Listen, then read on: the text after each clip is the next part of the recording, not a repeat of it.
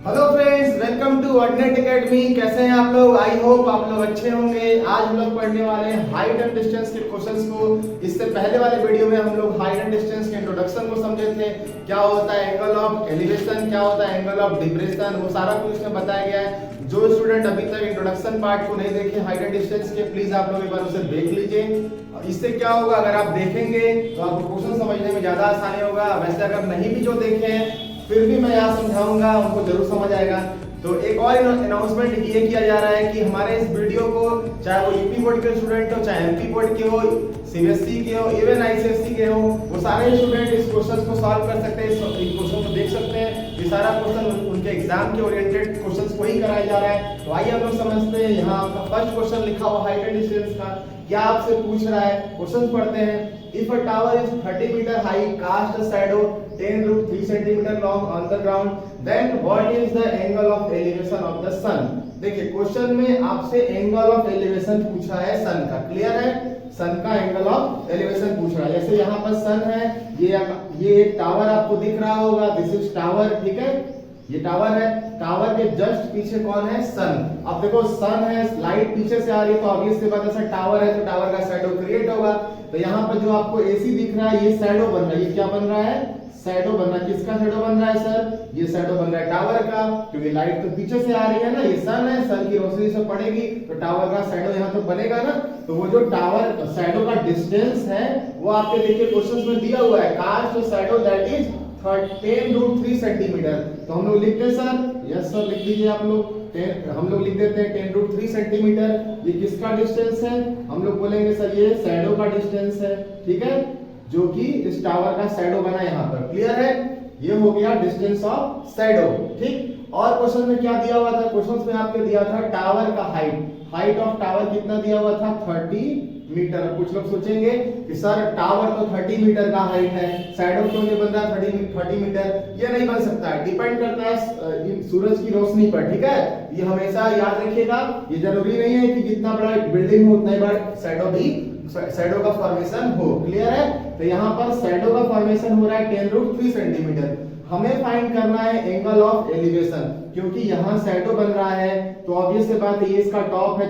यहाँ से जैसे सूरज की किरणें आ रही है, यहाँ से ये रेज आ रहा है, तो इन रेज और यहाँ शैडो के बीच में एक एंगल फॉर्म होगा। ये आपका लाइन ऑफ साइट हो गया। ठीक है, ये this is line of site. यहाँ एक एंगल फॉर्म हो रहा है, इसी को हमें फाइंड करना है, जिसे बोले एंगल ऑफ एलिवेशन। तो देखो ये फिगर हम लोग क्वेश्चन के अकॉर्डिंग पढ़ के बना लिए। अब सबको पता है ये तो 90 डिग्री यहाँ बनेगा। क्लियर है? यहाँ पर भी सारा जितना भी क्वेश्चन हम लोग सॉल्व करेंगे सब राइट एंगल ट्रायंगल में बनेगा। ठीक है, तो लिखते हैं हम लोग क्या, in a right angle triangle ACB। Clear है? या फ्रॉम द फिगर लिखते हैं, इन अ राइट एंगल नहीं, from the figure, from figure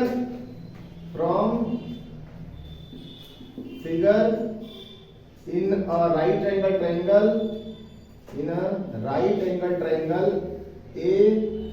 ACAB या BAC लिखते हैं, क्योंकि एंगल ए तो बन रहा है, राइट एंगल ट्रायंगल BAC। यहाँ क्या गिवन था length of shadow that is AC बराबर दिया है 10√3 सेंटीमीटर। और क्या गिवन है? Height of tower means AB की वैल्यू कितना दिया हुआ है? 30 मीटर। यहाँ मैं आपको फिगर में बता दिया हूँ, AB है हाइट ऑफ टावर, AC है लेंथ ऑफ शैडो। तो AC का मतलब मैं बोलूंगा आप समझ जाना 10√3 सर शैडो का लेंथ है, और AB मतलब क्या है? Height of tower. यहाँ तक समझ आया? हमें फाइंड करना है एंगल कितना फॉर्म हो रहा है सर, ये फाइंड करना है एंगल ऑफ एलिवेशन। तो देखो जो क्वेश्चंस में दिया है, रेशियो किसका लेंगे सर? Trigonometry ratio. इतना सारा आपने पढ़ाया, tan theta, cos theta, sin theta, cosec theta, ये सारा कुछ बताया गया। ठीक है, तो देखिए यहाँ परपेंडिकुलर है और यहाँ क्या है? बेस है। तो सबको पता है P/D में कौन सा रिलेशन होता है? तो बोलोगे सर हमें पता है, we know that tan theta equal to होता है परपेंडिकुलर अपॉन में बेस। क्लियर है? अच्छा, अब क्या करने वाले हैं सर? हमें तो फाइंड करना है theta that is this angle of elevation. तो देखिए यहाँ लिखने वाले हैं tan theta equal to perpendicular, तो हमें क्वेश्चन में मेंशन था, क्या दिया था? 30 मीटर। बेस कितना दिया था? 10√3। तो यहाँ लिखेंगे हम लोग 10√3। अब देखिए 0 से 0 कैंसिल आउट। क्लियर है? बोलो यस सर। आगे क्या करेंगे? आगे लिखेंगे tan थीटा बराबर 3/√3। अभी क्या करेंगे? इसके बाद का स्टेप यहाँ है। तो देखिए लिखने वाले हैं टेन थीटा बराबर 3/√3। अब इसे कैसे सॉल्व करेंगे, सबको पता है, रैशनलाइजेशन 9th में पढ़े होंगे, 10th में भी पढ़े होंगे। नहीं आता मैं यहाँ बताता हूँ, कुछ नहीं करना है, डिनोमिनेटर में जो भी कुछ लिखा है इसी से न्यूमरेटर में मल्टीप्लाई करना है और डिनोमिनेटर में डिवाइड देना है। अभी क्या करेंगे सर, 3 का √3 से मल्टीप्लाई करने वाले हैं। अच्छा, आप सबको पता है कि √3 का √3 से मल्टीप्लाई होगा तो क्या आएगा, बोलोगे सर 3 आएगा, क्योंकि यहाँ नोट में समझ लीजिए मैं बताया हूँ कि सेम नंबर हो और रूट लगा हो तो दोनों का जब मल्टीप्लाई होता है तो 3 हो जाता है। क्या लिखने वाले हैं 3। और सर जैसे अलग अलग हो तो क्या करेंगे, जैसे √5 है और √3 है तो इसमें क्या होता है, मल्टीप्लाई तो होता है लेकिन इस पर रूट लगता है। लेकिन जब भी सेम नंबर मिले और रूट लगाओ तो मल्टीप्लाई करने तो बस उस नंबर को एक बार लिखते हैं, रूट कैंसिल आउट हो जाता है। तो मैं बोलूंगा √2 × √2 क्या बोलोगे 2, √3 × √3 क्या आएगा 3, √5 × √5 क्या आएगा 5। क्लियर है, तो यहाँ लिखेंगे हम लोग 3 से 3 कैंसिल आउट। अब हम क्या करने वाले हैं, अब लिखेंगे tan थीटा इक्वल टू क्या आया, बोलोगे सर √3 आया, दिस इज √3। ठीक है, this is √3। After that sir, अब सबको पता है tan के टर्म में √3 किसकी वैल्यू होती है, तब बोलोगे tan 60 की वैल्यू होती है, यानी √3 को रिप्लेस कर दिया गया tan 60 डिग्री। क्लियर है यहाँ तक। अभी इसके बाद देखो यहाँ भी tan है, यहाँ भी tan है, हमें लाना है एंगल, तो tan से tan कैंसिल आउट, कैंसिल करते नहीं है, ये कैंसिल आउट हो जाता है। बस यहाँ पर थीटा की वैल्यू क्या आ गई 60 डिग्री, इसी को हमें फाइंड करना था, यानी एंगल ऑफ एलिवेशन क्या आया 60 डिग्री। आपसे यही पूछा था, देखिए यहाँ पर लिखा है find what is the angle of elevation of the sun, यानी कि सन का जो एंगल ऑफ एलिवेशन था वो 60 डिग्री पर था। तो इस तरीके से हाइट एंड डिस्टेंस के फर्स्ट क्वेश्चन को हम लोगों ने सॉल्व किया। आई होप आपको समझ आया होगा, फिर भी नहीं समझ आया तो एक बार रिवाइंड करके वीडियो देखिए, जरूर समझ आएगा। वैसे 100% आपको समझ जरूर आएगा। इसी तरीके के क्वेश्चंस को हम लोग आगे कंटिन्यू करेंगे। अब हम लोग इसके सेकंड को करते हैं। हेलो फ्रेंड्स, अब हम लोग इस क्वेश्चंस के सेकंड पार्ट को करेंगे। इससे पहले एक थोड़ी सी मिस्टेक ये हो गई, इससे पहले वाला जो क्वेश्चन हम लोग किए थे वहां पर tan √3 मीटर होगा, मैं सेंटीमीटर लिख दिया था। ठीक है, बाकी सारा पार्ट आपका सही है, बस क्वेश्चंस में आप सेंटीमीटर लिखे होंगे, हम उसको आप लोग मीटर समझिएगा। ठीक है, वो मीटर ही दिया था क्वेश्चन में, वो सेंटीमीटर नहीं है। ठीक है, तो प्लीज इसे आप लोग एक बार करेक्ट कर लीजिएगा। अब हम लोग इस क्वेश्चन के सेकंड पार्ट को करने वाले हैं। क्या क्वेश्चन सेकंड पार्ट में बोला है यही समझते हैं हम लोग। बोला है कि from a point on the ground the angle of the top of A tower is 30 degree, that of the top of the flag staff on the top of the tower is 60 degree. If the length of the flag staff is 5 meter, find the height of the tower. देखो question को लिखा हुआ इतना बड़ा लग रहा है sir, solve कैसे होगा, बहुत आसान है। देखो फिगर में सबसे पहले क्वेश्चन मोस्टली फिगर से ही 50 से 60% सॉल्व हो जाता है। देखिए सबसे पहले तो मैं बोलूं कि ये एक बिल्डिंग हो गया। ठीक है, इसे मैं यहाँ रफ में बता रहा हूँ, ये एक बिल्डिंग हो गया। ठीक, ये बिल्डिंग है, सपोज करें टावर कोई है या बिल्डिंग समझ लेते हैं। बिल्डिंग की ऊंचाई जो है वो h है, इसकी हाइट क्या है h। इसके ऊपर लगा हुआ फ्लैग स्टॉक, ये क्या लगा है आपका फ्लैग स्टॉक। अब इस फ्लैग स्टॉक का हाइट दे दिया, कितना दे दिया 5 मीटर। क्लियर है, ये हो गया बिल्डिंग की हाइट है h मीटर। जैसे बिल्डिंग होता है ना, छत के ऊपर लग गया है ये फ्लैग स्टॉक, तो बिल्डिंग की हाइट तो कुछ होगी, वो हाइट h है, इसके ऊपर लगा हुआ फ्लैग स्टॉक जिसका लेंथ है 5 मीटर। अब यहाँ से कोई ऑब्जर्वर है, कोई लड़का है जो इसे ऑब्जर्व कर रहा है। एक बार देखा गया यहाँ से बिल्डिंग के टॉप को, तो एंगल बन रहा है 30 डिग्री। क्लियर है, ये एंगल कितना बन रहा है 30 डिग्री।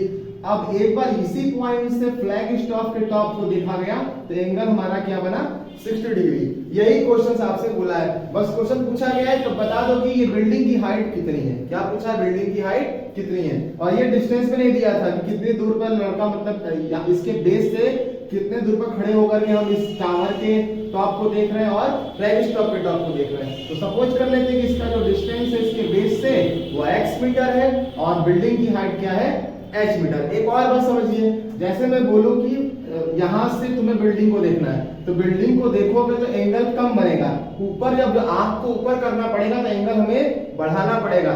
इसीलिए ये बिल्डिंग का एंगल दिया था 30 डिग्री और इसके ऊपर वाले पार्ट जो फ्लैग स्टॉक के टॉप को देखा जा रहा है वो एंगल है 60 डिग्री। अब हमें केवल फाइंड करना हाइट ऑफ द बिल्डिंग, बस यही हमें फाइंड करना। आप देखिए इसे तुरंत हो जाएगा क्वेश्चन। लिखेंगे हम लोग क्या, in triangle from the figure, पहले लिखने वाले फ्रॉम द फिगर, ठीक है, क्लियर है। देखिए क्वेश्चन में क्या लिखेंगे, क्या हम लोग from the figure, from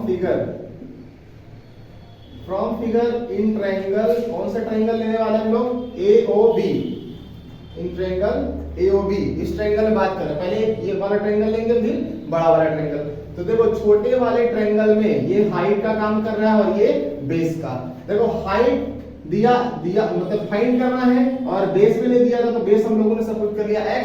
generally questions height and distance में tan के ट्रिग्नोमेट्रिक रेशियो से ही सॉल्व हो जाता है, मतलब tan थीटा लगाएंगे मोस्टली क्वेश्चन सॉल्व हो जाएगा।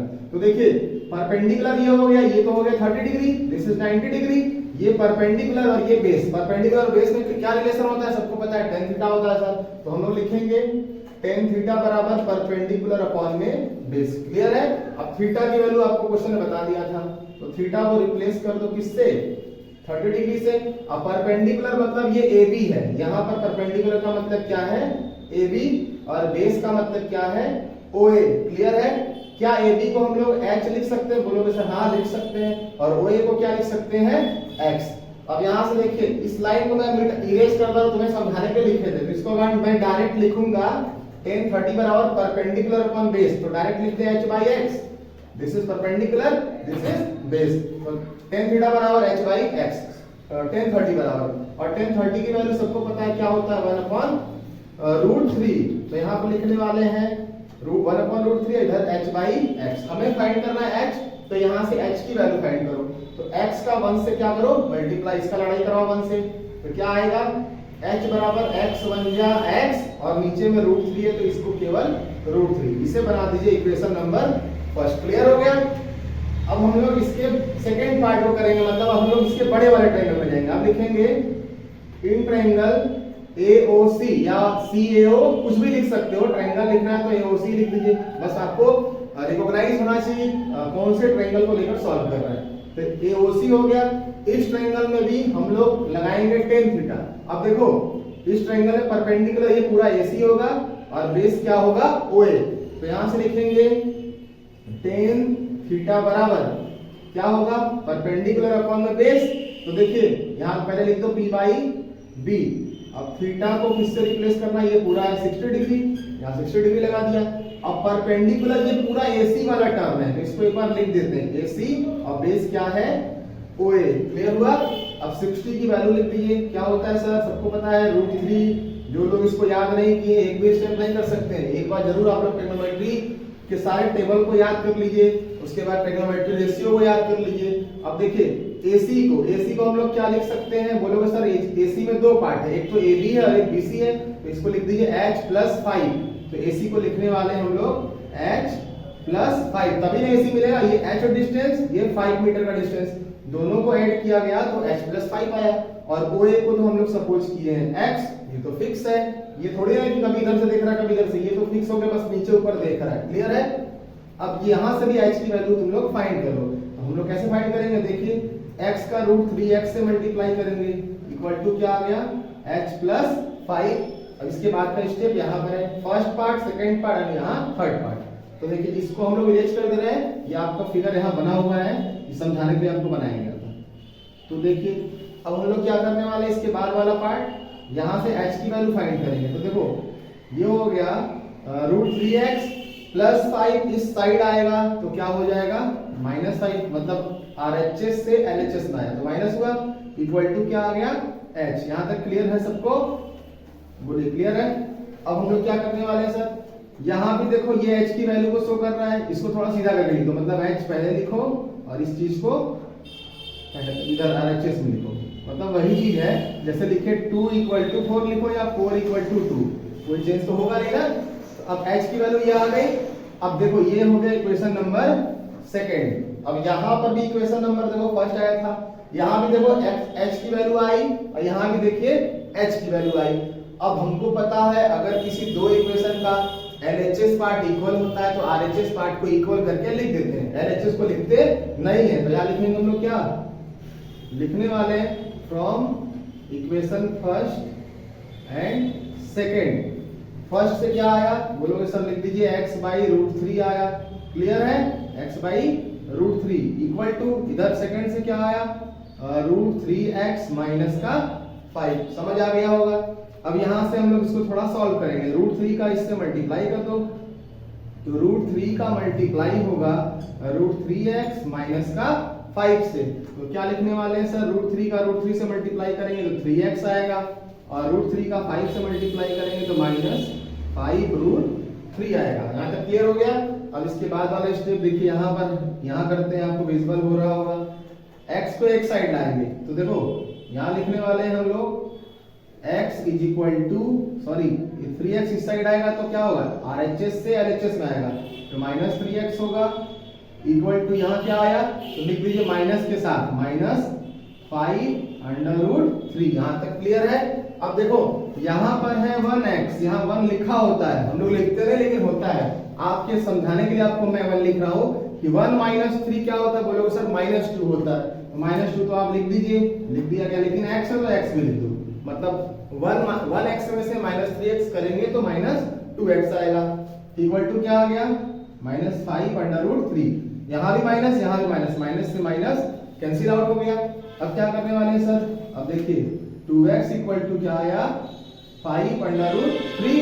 अब x की वैल्यू हमें फाइंड करनी है तो x बराबर क्या आ गया 5√3। ये 2 into में होता है, ये नीचे आ जाएगा, ये किसमें होता है into में, ठीक है। इसको हम लोग इसके डिनोमिनेटर में लिख दिए। यहां से हम लोग x की वैल्यू फाइंड की, अभी हमारा हाइट नहीं आया तो हाइट अगर पाना है तो या तो इक्वेशन फर्स्ट में सॉल्व कर लो या तो इक्वेशन सेकंड में। तो हम लोग फर्स्ट से करते हैं क्योंकि फर्स्ट में आसान है। बस यहाँ पर देखिए स्पेस तो है नहीं, मैं इसके बाद वाला पार्ट मैं यहाँ लिख रहा हूँ, यहाँ आपको विजिबल हो रहा होगा। अगर विजिबल हो रहा होगा तो मैं एक बार लिखता हूँ, देखिए फ्रॉम फर्स्ट का यहाँ यूज किया जा रहा है। इसके बाद देखिए लिखा है फर्स्ट में क्या दिया हुआ है h equal to x upon में √3। यहाँ तक समझ आया। अब हम लोग x की वैल्यू को रखेंगे तो x की जगह क्या रखने वाले हैं सर, यहाँ रखने वाले हैं x की जगह पर 5√3 अपॉन में 2, ये x की जगह रख दिए। अब ये क्या हुआ सर, ये 2 से बस मल्टीप्लाई करके आप लोग लिख दो, क्या आ गया √3। अब देखो √3 से √3 कैंसिल आउट हो गया, तो यहाँ क्या आया 5/2 आया। तो यहाँ लिखने वाले हैं h बराबर 5/2। क्लियर हो रहा है। तो 5 का हाफ सबको पता है कितना होता है, 2.5 को क्या बोलते हैं 2.5। तो यहाँ लिखेंगे हाइट की वैल्यू क्या आ गई 2.5 metre. This is your final answer. Visual नहीं हो रहा होगा आप लोग को तो मैं इसे ऊपर ही लिख देता हूँ, यहाँ पर आपको क्लियर नहीं हो रहा होगा। तो first part, second part, third part, fourth part, अब फाइनल पार्ट यहाँ पर है, इसे ध्यान समझिएगा। इसे करना है, इसे आफ्टर दिस, फिर ये फाइनल वाला पार्ट। तो इसका फाइनल पार्ट यहाँ पर है। तो देखो हम लिखेंगे फ्रॉम इक्वेशन फर्स्ट हमें फाइंड करना है तो h बराबर लिखा है x अपॉन में √3। क्लियर है। x की वैल्यू को यहाँ रखने वाले हैं हम लोग, तो x की जगह रखने वाले हैं 5√3 अपॉन में 2 into में √3। अब √3 से √3 कैंसिल आउट हो जाएगा तो h की वैल्यू क्या आ गई, बोलोगे सर 5/2 आ गई। क्या 5/2 को लिख सकते हैं, बोलेंगे सर h का हाफ सबको पता है, बच्चे को पता है, 5 रुपया है, आधा पैसा दोगे कितना दोगे 2.5, 2.5 रुपया दोगे ना, तो इसको लिखेंगे 2.5 मीटर। तो इस तरीके से हमें बिल्डिंग की हाइट पता चल गई कि नहीं, बोलोगे सर बिल्डिंग तो बड़ा छोटा था, है ना। हाँ, तो ये 2.5 मीटर आ गया। किसका हाइट आया, हाइट ऑफ बिल्डिंग। टावर समझना है, टावर समझो, बिल्डिंग समझना है, बिल्डिंग समझो। वैसे क्वेश्चन में आपके क्या पूछा है, बोला है क्वेश्चन में टॉप ऑफ टावर, इसे बिल्डिंग नहीं बोला, टावर बोला। तो टावर की हाइट आ गई h इक्वल टू 2.5 मीटर। तो आसान था क्वेश्चन। बस देखिए एक बार समझना है, फिगर बनाना है, फिगर बन गया तो क्वेश्चन आप मोस्टली 90% क्वेश्चन आप कर लिए, ठीक है। तो सबसे पहले छोटे वाले ट्रायंगल से हाइट निकाला गया, फिर बड़े वाले ट्रायंगल से हाइट निकाला गया, दिस इज हाइट, दोनों को इक्वल कर दिया गया, x की वैल्यू आई, इक्वेशन नंबर फर्स्ट में रख दिया गया तो हाइट ऑफ टावर आ गया। क्लियर है। अब हम लोग करने वाले हैं इस क्वेश्चन के थर्ड पार्ट को। हम लोग हेलो फ्रेंड्स, अब हम लोग इस सीरीज के क्वेश्चन नंबर थर्ड को करने वाले हैं। इससे पहले हम लोग हाइट एंड डिस्टेंस के दो क्वेश्चन को सॉल्व कर लिए थे। जो थर्ड क्वेश्चन इज क्या बोला है पहले समझते हैं। देखिए बोला है कि the shadow of A tower standing on a level ground जैसे यहाँ पर आपको दिख रहा होगा ये एक टावर है जिसकी कुछ हाइट होगी वो h मीटर है, इसका भी यहाँ पर शैडो फॉर्मेशन हो रहा है, ठीक है। तो standing on the level ground is found to be 30 metre longer when the sun altitude 30 degree, ठीक है। यहाँ बोला क्या कि जब सन 30 डिग्री अल्टीट्यूड पर है तो टावर का जो शैडो का फॉर्मेशन हो रहा है वो कितना मीटर बन रहा है, 30 मीटर लेंथ पर बन रहा है, मतलब इतना इसका ये इसका लेंथ दिया हुआ है शैडो का लेंथ। यही बोला ना यहाँ पर कि it is found to be 30 metre longer when the sun's altitude is 30 degree, ठीक है। मतलब जब 30 डिग्री पर सन था तब देखा गया कि शैडो का जो फॉर्मेशन हुआ उसका जो लेंथ था वह 30 मीटर था, ठीक है। ये आपका टावर था, टावर के बेस से 30 मीटर नहीं है, इससे कुछ डिस्टेंस, सपोज करते हैं ये डिस्टेंस x मीटर है और 30 डिग्री पर जब मतलब था सन का अल्टीट्यूड तब बना शैडो का फॉर्मेशन 30 मीटर लॉन्गर। अब आपसे पूछा गया तो बताओ कि when it was 60 degree then when it was 60 degree find the height of the tower. अब जब सन आपका 60 डिग्री पर चला जाएगा तब बताओ कि टावर की हाइट क्या होगी। वो तो अलग बात है, हाइट तो निकालना है, जब 60 डिग्री पर होगा तब तुम्हारा शैडो का फॉर्मेशन बनेगा तो उसका लेंथ कुछ और होगा, ठीक है। तो 30 डिग्री पर जब सन था तो शैडो का फॉर्मेशन हुआ 30 मीटर। अब जब सन 60 डिग्री पर चला गया तो शैडो का फॉर्मेशन तो होगा लेकिन वो डिस्टेंस हमें पता नहीं है। उसके साथ साथ टावर की हाइट भी आपसे पूछा है। तो यहाँ तक क्लियर हो गया होगा आपको कि सर ये टावर था, यहाँ पर सपोज करिए ये सन था, ये आपका क्या था, ये सन है, ठीक है। सन जब 30 डिग्री पर था तो शैडो का फॉर्मेशन 30 मीटर हो रहा था।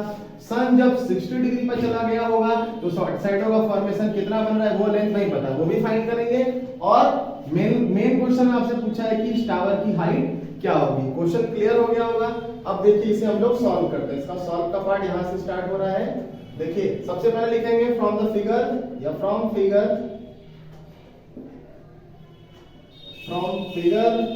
This is figure from figure. तो जितना क्वेश्चंस में गिवन वाला पार्ट था वो सब हम लोगों ने फिगर में उसे राइट डाउन कर दिया है, क्लियर है। अब फिगर में हम लोग को हाइट फाइंड करना है तो देखिए लिखेंगे, देखो हाइट फाइंड करना है हमें, मिला जुला के हाइट फाइंड करना है। तो हाइट और बेस में हम लोग रेशियो बनाएंगे और सबको पता है कि सर हाइट बोले तो परपेंडिकुलर और बेस में रेशियो सबको पता है क्या होता है, tan थीटा, तो वही लगाएंगे। मोस्टली क्वेश्चन को हम लोग tan से ही सॉल्व करेंगे, आप लोग देखिएगा। तो हम लोग लिखने वाले हैं यहाँ पर इन ट्रायंगल ABD, ठीक है। कोई भी मतलब यही ट्रायंगल लेना है, इसे नाम चाहे आप BAD लिख दीजिए चाहे ABD लिख दीजिए, लेकिन ट्रायंगल वही होना चाहिए। In triangle ABD tan theta equal to, सबको पता है क्या होता है, tan थीटा बराबर होता है परपेंडिकुलर अपॉन में बेस होता है। अब देखो थीटा की वैल्यू यहाँ पर क्या रखना है, 30 डिग्री, जब सन का अल्टीट्यूड कितना था 30 डिग्री। तो यहाँ लिखने वाले हैं हम लोग 30 डिग्री, tan 30 डिग्री बराबर परपेंडिकुलर अपॉन में बेस। तो परपेंडिकुलर की वैल्यू क्या है, h। अब बेस को क्या लिखेंगे सर, हमने देखो बड़े वाले ट्रायंगल को लिया है तो बेस AD होगा। तो AD में देखो एक लेंथ 30 मीटर है और एक लेंथ x मीटर है, तो 30 प्लस x, इस बेस को क्या लिखेंगे हम लोग, 30 प्लस x। क्लियर हो गया होगा। बेस में दो टर्म है, एक तो 30 डिग्री पर जब सन का अल्टीट्यूड था 30 मीटर शैडो का लेंथ था, जब 60 डिग्री पर था सन का अल्टीट्यूड तो x मीटर हम लोग सब की वैल्यू तो दिया नहीं था, तो ये पूरा बेस हो गया 30 प्लस x, ये पूरा कितना होगा बेस। अब 30 डिग्री की वैल्यू सबको पता है क्या होता है, 1/√3 that is equal to h upon में 30 प्लस x। अब यहां से हम लोग h की वैल्यू फाइंड करेंगे, तो इसका क्रॉस मल्टीप्लाई 1 से कराइए, तो 30 प्लस x का 1 से मल्टीप्लाई करेंगे तो 30 प्लस x ही लिखने वाले हैं और अपॉन में क्या आएगा √3 that is equal to h। यहां तक क्लियर हो गया होगा आप लोग को, ठीक है। इसे मैं सीधा करके लिख देता हूं, मतलब h को पहले लिखते हैं, सॉल्व करने में आसानी होगा। और इसे यहां this is equation number first, ठीक। अब ये काम हो गया फर्स्ट ट्रायंगल के लिए। अब हम लोग करने वाले हैं सेकंड ट्रायंगल के लिए। अब लिखेंगे इन ट्रायंगल सिंस देयरफॉर, या डायरेक्ट ए लिखते हैं, इन ट्रायंगल, कौन से ट्रायंगल में, ABC, या लिखेंगे इन ट्रायंगल ABC। अब यहाँ पे tan थीटा लगाने वाले हैं, देखो कैसे, क्योंकि हमें तो हाइट ही फाइंड करनी है तो यहाँ पे परपेंडिकुलर अपॉन बेस लगेगा, लेकिन अब बेस केवल ये पार्ट काउंट होगा क्योंकि ट्रायंगल हम लोग कौन सा ले रहे हैं, ABC। तो सबको पता है कि tan थीटा बराबर क्या होता है सर, परपेंडिकुलर अपॉन बेस होता है। अब देखो थीटा की वैल्यू यहाँ क्या लिखने वाले हैं 60 डिग्री। परपेंडिकुलर अभी भी h है ना, ये परपेंडिकुलर, ये क्या है h, लेकिन बेस देखो इस बार केवल x, क्योंकि इतना ही पार्ट लेंगे क्योंकि यही ट्रायंगल की बात हो रही है। ये हो गया x। अब देखिए tan 60 की वैल्यू क्या होती है, बोलोगे सर √3 होता है, √3 लिख दिया गया, क्लियर है, इक्वल टू h अपॉन में x। यहां से h की वैल्यू फाइंड करनी है तो x का √3 से मल्टीप्लाई करेंगे तो h बराबर √3x होगा। क्या होगा, √3x। This is equation number second, clear है। अब देखिए यहां पर इक्वेशन फर्स्ट में भी देखो h की वैल्यू आई और इक्वेशन सेकंड में भी h की वैल्यू आई। यहां तक आपको समझ आ रहा होगा, ठीक है।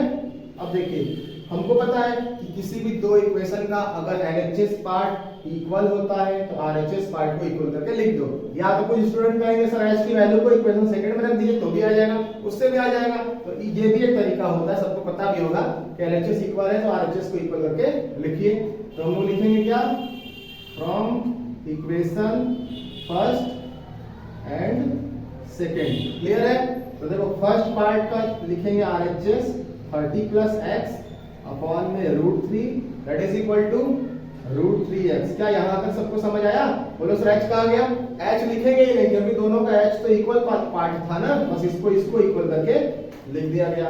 अब यहां से हम लोग सॉल्व करके x की वैल्यू फाइंड करेंगे। तो √3 का √3 से मल्टीप्लाई करा दो, सबको पता है √3 का √3 से मल्टीप्लाई होगा, सेम नंबर है सर तो 3 आने वाला है, रूट कैंसिल आउट हो जाएगा। √3 का मल्टीप्लाई √3 से करेंगे तो 3 आएगा और ये x को ऐसे लिखने वाले हैं।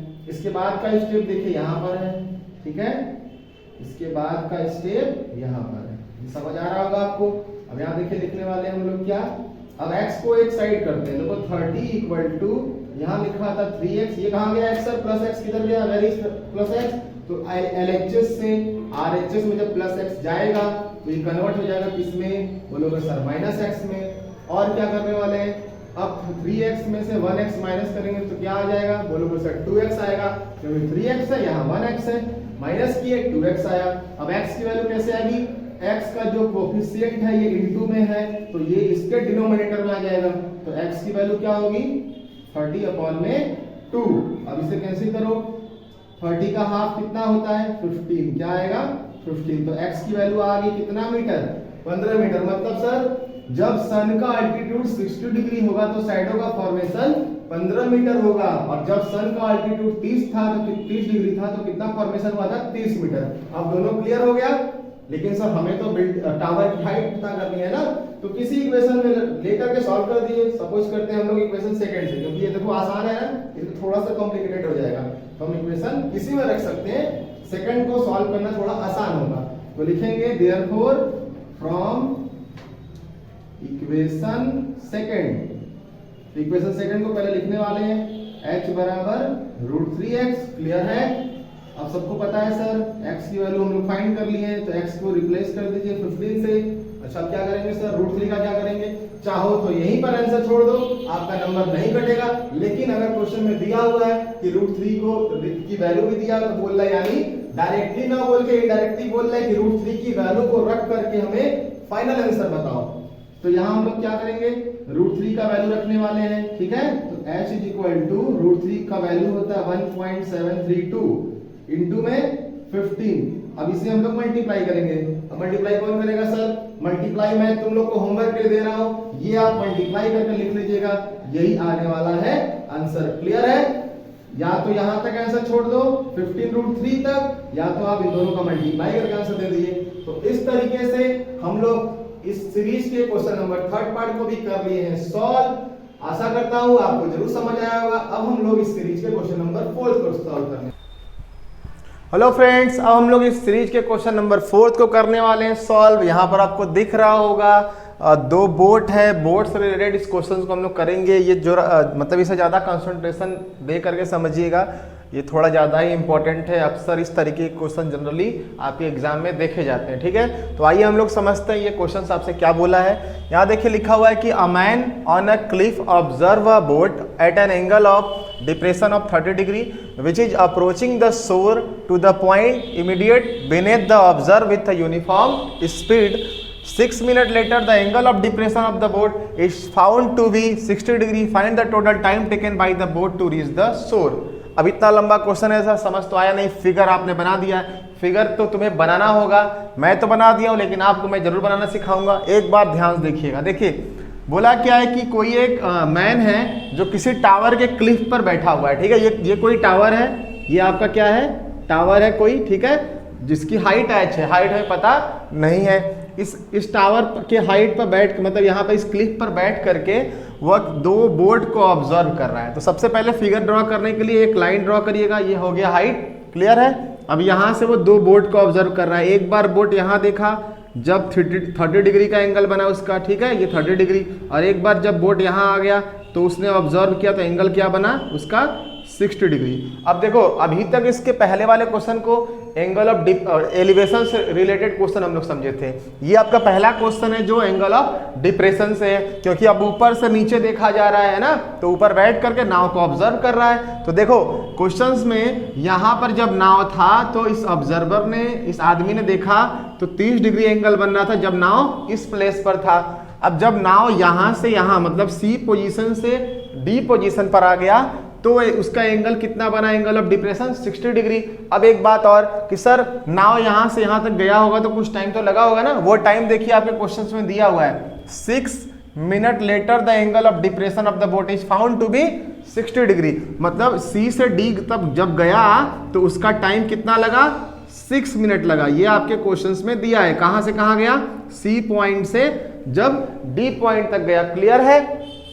तो तुमसे बोला है, और ये जो नाव है ना इस टावर के बेस को अप्रोच कर रहा है, जिसे शोर बोला गया, यहाँ क्वेश्चंस में क्या बोला गया, शोर। इसको ये अप्रोच कर रहा है, मतलब यहाँ तक ये पहुंचना चाह रहा है, इसके बेस तक। तो सी से डी तक तो पहुंच गया, 6 मिनट लगा।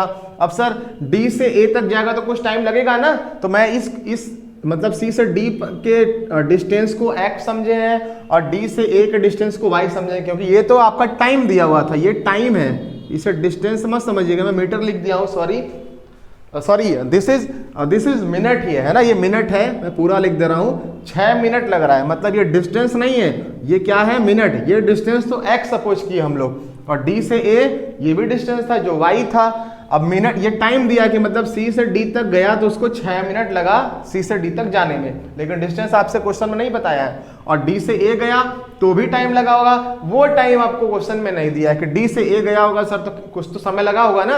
अब देखो डिस्टेंस दोनों का सपोज कर लिए कि C से D गया सर x मीटर लगा होगा, D से A गया y मीटर लगा होगा। अप्रोच कर रहा था इस बेस को, मतलब इस टावर के बेस को, यहाँ तक उसको पहुँचना है।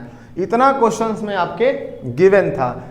क्वेश्चंस में आपको फाइंड क्या करना है, फाइंड करना है कि बताओ सी से फाइनली ए तक पहुंचने में उसको टोटल कितना टाइम लगा होगा उस बोट को, है ना। यहां तक तो सब टाइम पता है 6 मिनट, बस डी से ए तक का टाइम अगर हम किसी तरीके से फाइंड कर लें तो टोटल टाइम को जोड़ देंगे तो टोटल टाइम पता चल जाएगा, ठीक है। तो देखिए हम लोग लिखने वाले हैं सॉल्यूशन में फ्रॉम द गिवन कंडीशन, ठीक है। क्वेश्चन में जो भी कंडीशन दिया था उसके अकॉर्डिंग लिखते हैं फ्रॉम द गिवन कंडीशन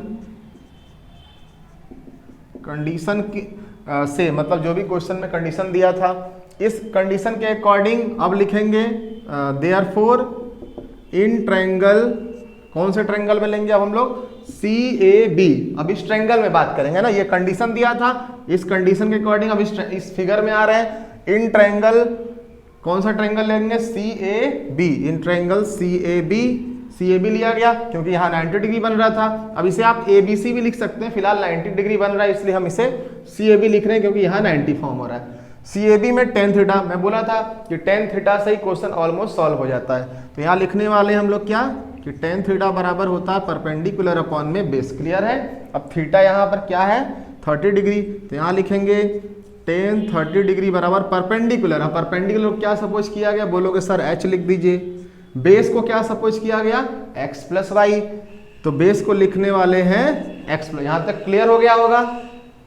अब 30 डिग्री की वैल्यू क्या होती है, सबको पता है 1 अपॉन में √3 that is equal to h upon में x प्लस वाई, ठीक। अब यहां से h की वैल्यू फाइंड करेंगे तो x प्लस वाई का 1 से मल्टीप्लाई कर दो तो आएगा h बराबर आएगा x प्लस वाई का 1 से करेंगे तो x प्लस वाई आएगा और अपॉन में क्या आएगा √3। This is equation number first. इस ट्रायंगल से हमें हाइट ये पता चला, ठीक है। अब देखिए सेकेंड पार्ट में आते हैं यहाँ पर। अब लिखने वाले हम लोग इन ट्रायंगल, अब कौन से ट्रायंगल, अब छोटा वाला ट्रायंगल OAB। तो लिखेंगे इन ट्रायंगल OAB, ये भी एक राइट एंगल ट्रायंगल है, इसमें भी लगाने वाले tan थीटा। तो tan थीटा बराबर परपेंडिकुलर अपॉन बेस, यहाँ थीटा बन रहा है 60 डिग्री, दिख रहा होगा आपको। तो यहाँ लिखेंगे थीटा को रिप्लेस करेंगे 60 से। अब परपेंडिकुलर की वैल्यू क्या है, h। अब बेस क्या है, केवल बेस देखो यहाँ y है ना, क्योंकि ट्रायंगल ये लिए तो बेस अब y होगा, तो बेस y।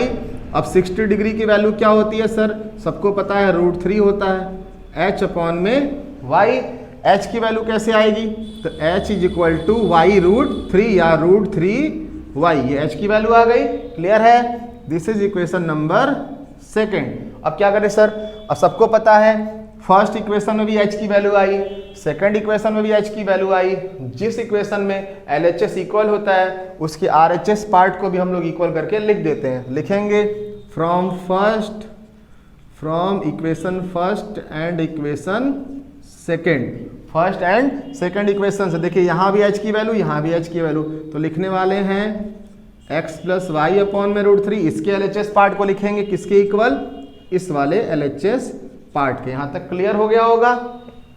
आफ्टर दैट हम लोग क्या करने वाले हैं, क्रॉस मल्टीप्लाई। तो यहाँ लिखेंगे x प्लस वाई बराबर √3 का √3 से मल्टीप्लाई करेंगे, क्या आएगा 3, सबको पता है सेम नंबर हो, √3 का √3 से मल्टीप्लाई करेंगे तो 3 आने वाला है, तो 3y हो गया, ठीक है।